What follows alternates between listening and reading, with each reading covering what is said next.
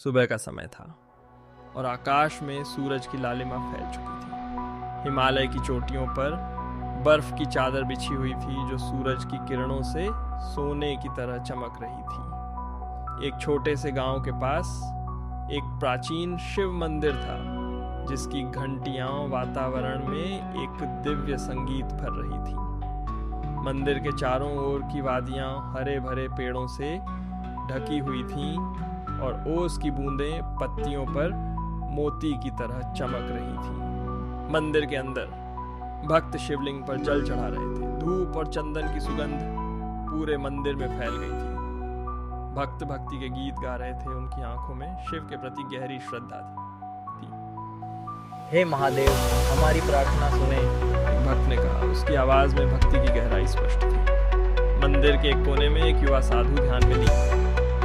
उसके चारों ओर एक दिव्य आभा बिखरी हुई थी, मानो स्वयं शिव का आशीर्वाद उसके पास हो।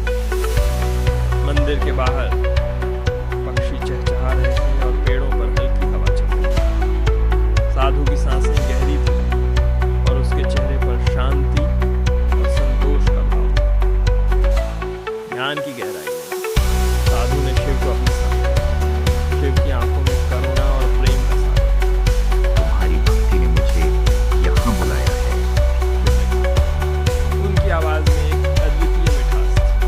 साधु की आंखों से आंसू बह निकले और उसने शिव के चरणों में नमस्कार किया। साधु के समर्पण से प्रसन्न होकर शिव ने उसे आशीर्वाद दिया।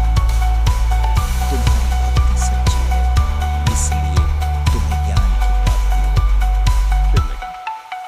उनके जाते ही वातावरण में एक दिव्य प्रकाश फैल गया और साधु के चेहरे पर एक अद्वितीय शांति आ गई।